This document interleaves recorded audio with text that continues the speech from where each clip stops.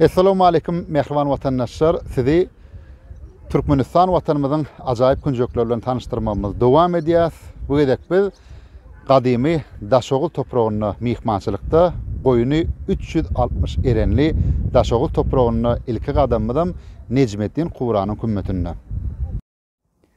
Yazı çeşmelerinin, kitapların, sene yazgılarının ve beyleki resminamaların batıvacılıklı yürüyüşlerin netijetinde yok edilenleri sebepli Ürgöncüň haçan düýbüniň tutulanlygyny anyk aýtmak kyn. Hatay diline Ürgönç ýüýegen ady bilen meşhur bolupdyr. Şäheri Ürgönç, Gürgönç ýa-da Jurjaniýa diýip atlanýardylar. Rus sene ýazgylaryna bolsa ol Ornaç ady bilen bellidir. Ortatyr tarihçileri Al-Muqaddesiniň, Al-Istahriniň we Ortatyr alimy Raşideddiniň şaýatlyk etmeklerine görä Ürgönç ören gür ilatly ösen şäher bolupdyr. Bu yerde alym, senetçilik we söwda gülläp ötüpdir. Amy derýän öz ugruny üýtgetmek bilen bu yerde ýaşaýyş kynlaşyp başlaýar. 1646-njy ýylda Abulgady bu şäheriň ilatynyň bir bölegini derýän ýokarky akymyna göçürýär. Netijede täze şähere Ürgönç, odalkyna bolsa Könürgönç diýilip başlanýar. 19-njy asyrda köne suwurumly ýerleri öldürmek üçin Könürgönçe tarap ýaplar çekilipdir. Suwun gelmegi bilen bu şäherde ýene durmuş janlanıp başlaýar. Bu ýerlere 360 erenli toprak diýilmeginiň sebäbi Necmettin Kuranyň 360 tany sopusy bolupdyr. Ýene bir gurulma barada onuň 360 tany pir derejetine ýeten eginleşi bolupdyr. Şol sebäple Könürgönçe goýuny 360 pirli mukaddes toprak diýilýär. Şeyh Necmettin Al-Kubra Abul-Cennab Ahmet ibn Omar Al-Hivaki Al-Khorazmi İslam dininiň görnükli wekillerinden biridir. Pirlerin ustadydyr. Kubrawiye sopuçuluk taglimatyny esaslanýardyr. Ol Mongol batywarjylarynyň şäher terk edip gitmek baradaky talaplaryna boyun bolman, düşmana garşy sopular bilen birlikde mertlerçe söwüşýär. Emma bir gün namaz okap durka gapyrlykda düşmanlar pirin kelletini alıp şehit edýärler. Pir şol ýerde de jaýlanylýar. Ol ýogalanyň 100 ýyl geçenden soň Gutluk Temiriň tapşyrygy bilen pirin guburunyň üstüne ajaýyp kümmet bina edilýär.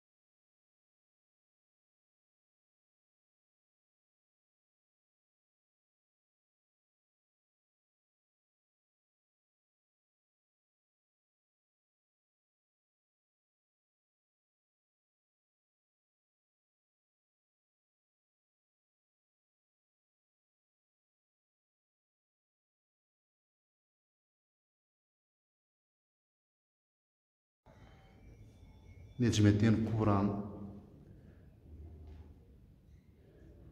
kümmetine kaptanına da yanaşık duran 2 tane kümmet var. Şuranın bir yerine.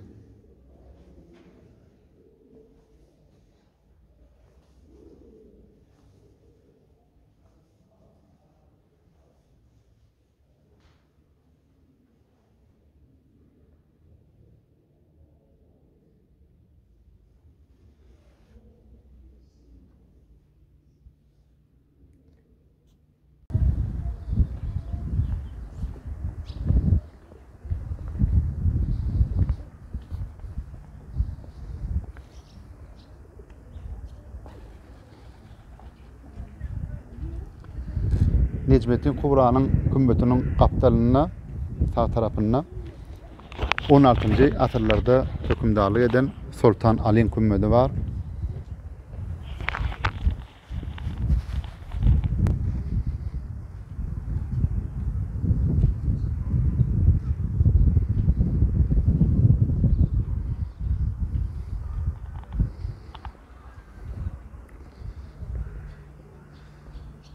Gapdalla yeni bir kümmet bar. O bolsa Piryar Welin kümmeti.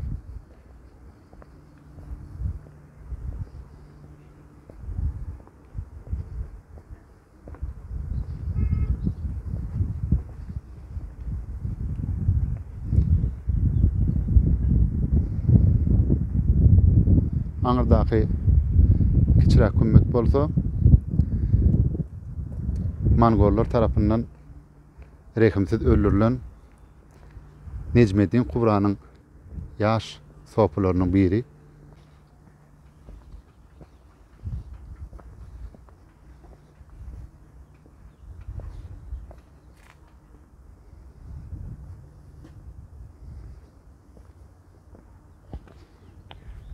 Bu yerlerinin adamsız wagty ýok. İlleşlerimiz ziyaret edýärler. Mukaddes urada aýyna her kiminem ýaşy doga dileýlerini Allah Taala kabul etsin. Ýurdumyz parahat bolsun, ilimiz aman bolsun. Döwletde ojoklar elimdämi? Arskal döwlete abadanlyga bersensin. Watan üçin, ýurt üçin baş goýan gerçeklerimiziň ruhlary şat bolsun. İmanlar hemra bolsun. Necmettin Kubranyň kümmediniň ýanynda ýene bir bina bar. Häzir ol muzeýiň binasy bolup durýar. 19-njy asyrda ýaşap geçen Muhammed Kerim İsa'nyň wesiýeti bilen 1908-nji ýylda medrese bina edilýär. Bärzinde bolsa Mehmet Kerim İsa'nın kümmedi var. Mehmet Kerim İsa'nın yani kaýdysymyz ýaly Muhammed Kerim İsa'nın öz döwrüniň görnükli ulamalarynyň biri Mehmet Kerim İsa'nın, Muhammed Kerim İsa'nın. Nabi Muhammed Kerim İsa'nın kümmedi aňyrkysy bolsa Muhammed Kerim İsa'nın wesiýeti bilen bina edilen medrese.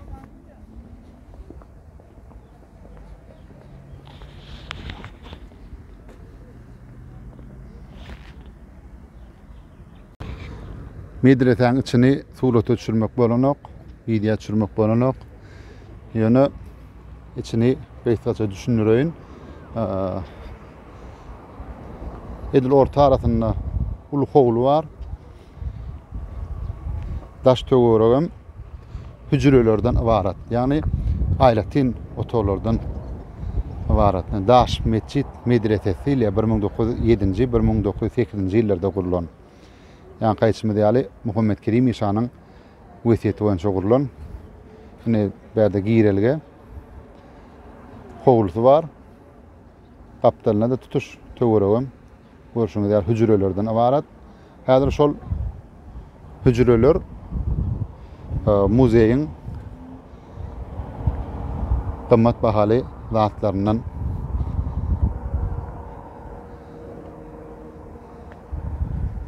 doly. Könürgünç taryhy Meýdan Döwlet Gorakanatynyň Daş mescit halk hünärleriniň muzeyi diye. Bu muzeýde ýa aýtdyk şol hüjrelerde könürgünçde man Türkmen topragyna tapylan gadim tapynylar, küýde önümleri bar, altyn kümüş önümleri bar, tylla şaýlar bar. Hemmeti şu muzeýde jikmejik görkezilýär. Ýöne biz içine girip durmaly bar, içinde ýad etdirmeýärler.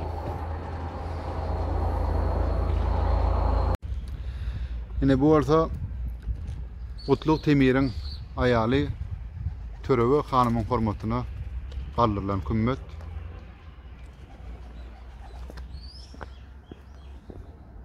Özüniň ajaýyp arkitektura çözgütleri bilen hayran galýar.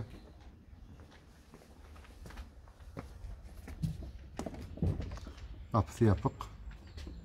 Bir bilen zok. Ýene bir bellemeli zat, olam bolsa şu könürgünçli ustalar agaçdan gapylar bejermekde ussat bolupdyr. Dünýäde deňi taýyp bolmanlar diýip tarihçi alimler ýazýarlar. Bunu görüşüňiz ýaly enseme atyr bäri şu gapylar tarihi ýadygärliklaryň bide bolupdyr.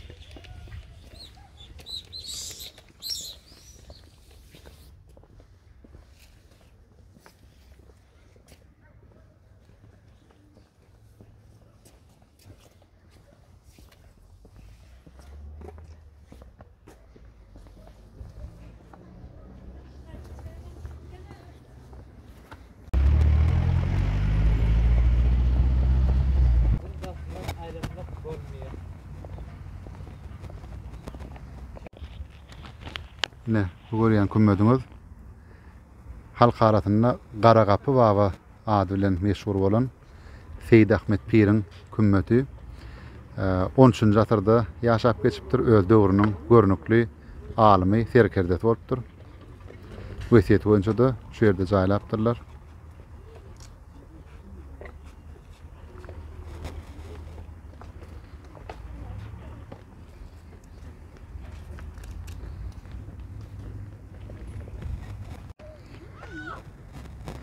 Seýid Ahmediň kümmedi 19-njy asyr eken. Belki 19-njy asyrda gurulanlar. Ýöne ýaňy şu Gorohanaň işgärleri 13-njy asyrda ýaşap geçen şahs diýip aýtdylar. Könügünjüň esasy nişanlarynyň biri bolan Gutluk Temiriň minaratyny golaýlaşýar. Orta asyrlarda öz döwründe Orta Aziýada iň beýik bina bolupdyr. Asyl başky belentligi 65 metre boloý bolupdyr. Häzir 60,5 metre barabar diýip aýdýarlar. Gutluk Temiriň minarasy adyny alan bu minara 11-nji 12-nji asyrlara degişli. Ýöne 14-nji asyrda Gutluk Temir bu minarada awatdaş işlerini geçirdi. Kerpiçleriň ýüzüne de Gutluk Temiriň ady bolandan soň rejeleş işler geçirilenine ady goýulypdyr. Şondan soňra da Gutluk Temiriň minarasy diýilip tarihi resminamalarda ady şeýip geçýär. Ýöne özü Gutluk Temirden has ilk döwre degişli. Yani 11-nji 12-nji asyrlara degişli.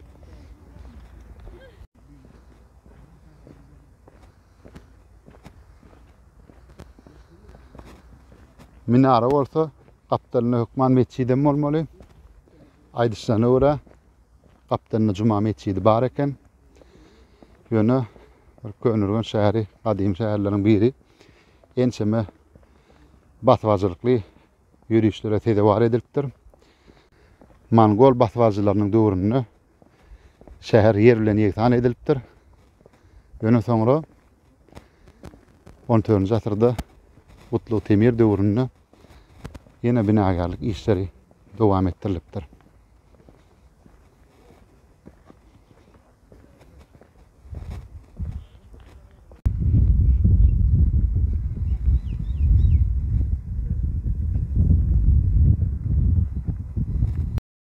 Minaraň edil gapdalyna sardowy bar.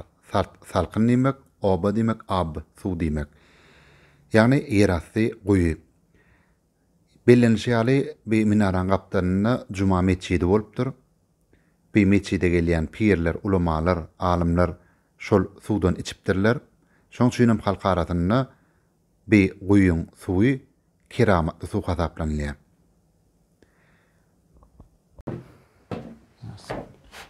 İçinden nasıl var? Çıran tutun.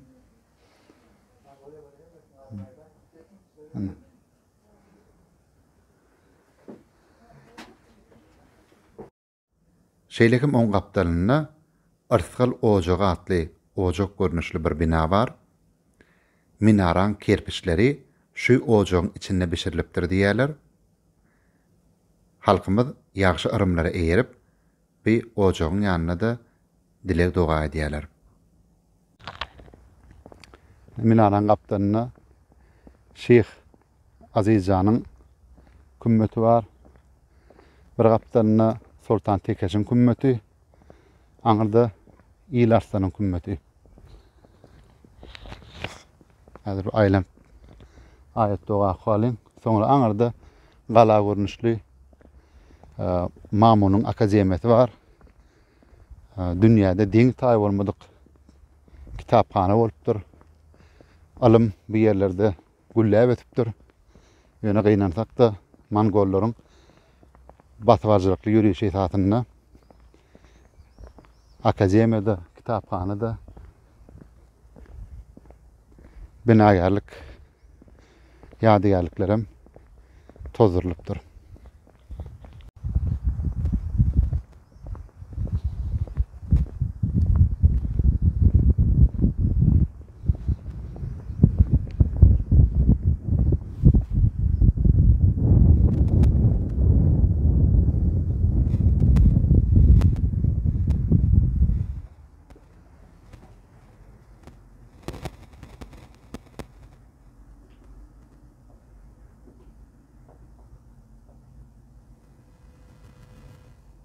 Häzir bir ayet doga kalyn. Soňra ziyaretimiz dowam ederiz. Merhaban vatandaşlar, bir görýän binaňyz Horizmşah İl Arslanyň kümmeti. Aňyrda bolsa oň ogly Sultan Tekeşiň kümmeti. Yer gelene ýatdasak, şu kümmetleriň gümmetine ünseriň, şu görnüşli, ýani konus görnüşli gümmetler hut şu ýerde körnüşli ustalar tarapyndan oýlam tapylypdyr. İlkinji gedegem şu binalarda gurulupdyr. Ondan soňra dünýäň beýlek döwletlerini ýaýrapdyr diýip anyk taryh çeşmelerde aýdylýar.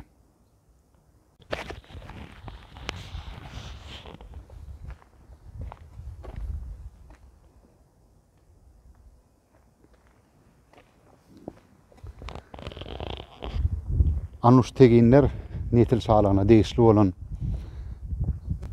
Horezm döwleti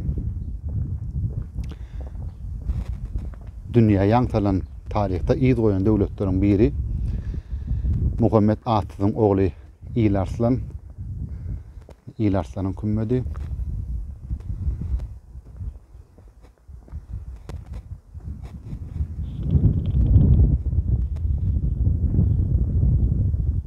Gözelligi bilen hayran edýän bu bina bolsa Sultan Tekeşiň kümmeti. Ýaňa belledik. Şunun ýaly görnüşli, konus görnüşli gümmetler hutşy könürgünçde kadim Türkmen topragyna emele gelipdir. Soňra dünýäň beýlek döwletlerine ýarapdyr. Alimler tarapyndan Sultan Tekeşiň kümmetiniň gümmetleriniň arasyndan golýazma kitaplaryň hazinesi tapyldy. Kitap hazinesi bagjykly gaýış gaplarda jiltlenen sebäpli zaýylanman saklanypdyr. Ol hazine kitaplardan, käbir kitaplaryň aýry-aýry sahypalaryndan hemde tegelek tumaryň merkezinde zinanyň keşfi şekillendirilen miniatüra eserinden ibaratdyr.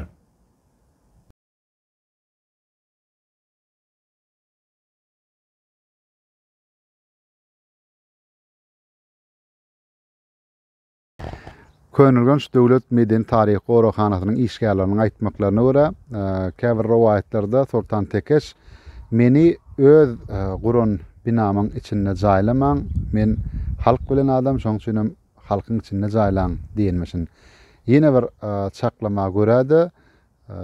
Sultan Tekeşiň mazary şol gapdanynaky Alaw Piriň kümmediniň içinde bolmak mümkin ýalar. Ne berde Alaw Pir diýip bir kümmet bar.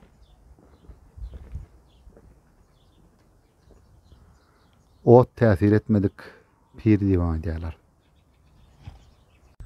Halk arasyna 40 molla ady bilen belli bolan Mamunyň akademiyasy, döwrüniň alym bilim ojagy, ören köp kitaplar bolupdyr. Şu akademiýanyň kitaphanasyna ýöne gynalsak da Mongol basbarjylarynyň görüşler döwrüne ähli kitaplar diýen ýaly ýakylyp ýandyrlypdyr. Ýöne häzirem arkeologiýa işleri dowam edýär. Şol işler netijesinde gol ýazmalar tuşýa diýip aýdýarlar. Ýöne ol gol ýazmalar gowy saklanmagyny sebäpli elleden tuturap durdy ýa-da.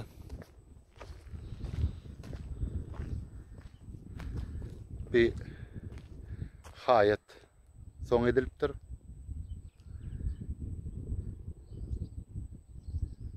Ziyaret gelen adamlar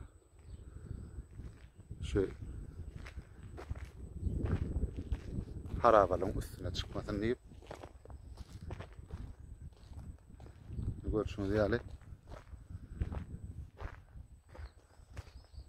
bir täsin medeni ýadygarlyk.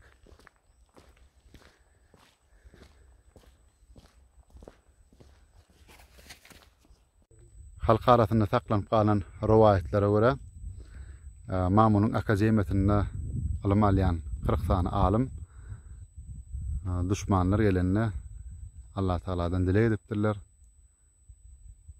Bizi düşmanly tabin etme, şo durşumyzy ýere gömüler diýip.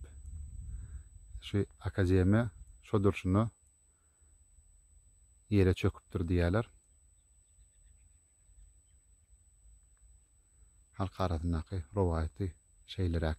Şoň üçin bir tarih ýadygarlygy, ýani şu Mamunyň akademiýasyna halk arasynda 40 molla diýilýär.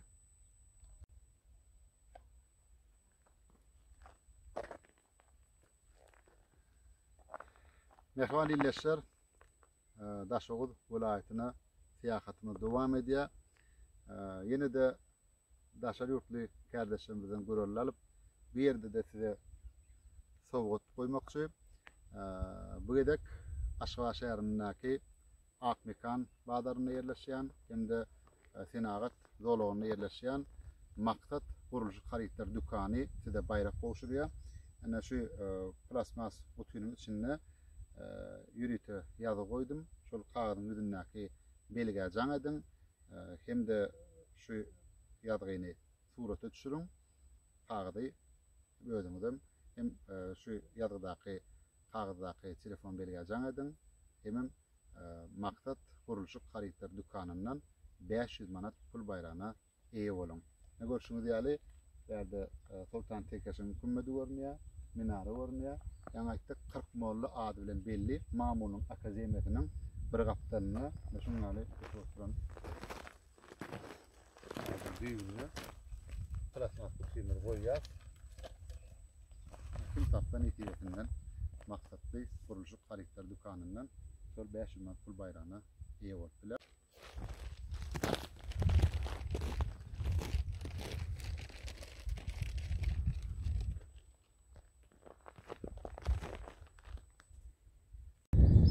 Näme belli maratyň peşdagy.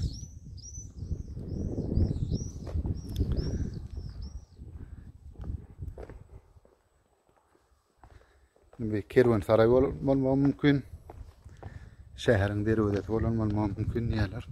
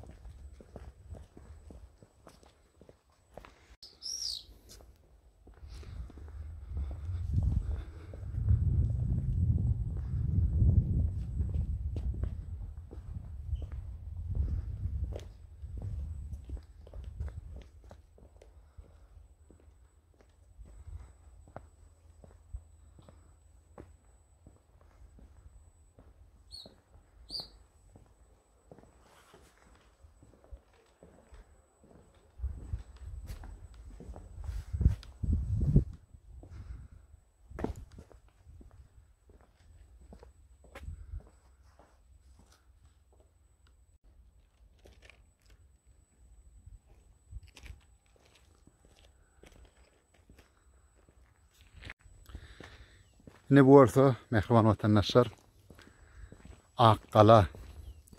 Akkala Gurgunjun edil goloyunda su durolgasy bolupdyr. Ma'lum bolşaly öň am derya Gurgunjun kaptal bilen akyp Sarıgamış kölüniň üstülenem Hadar deňizine guýýan eken. Soň ýöne akymy ýetgedipdir. Sowda gemileri şu Akkalada düşläpdirler. Soň Gurgunja barpdyrlar. Ne şu görýäňiz? Akkala.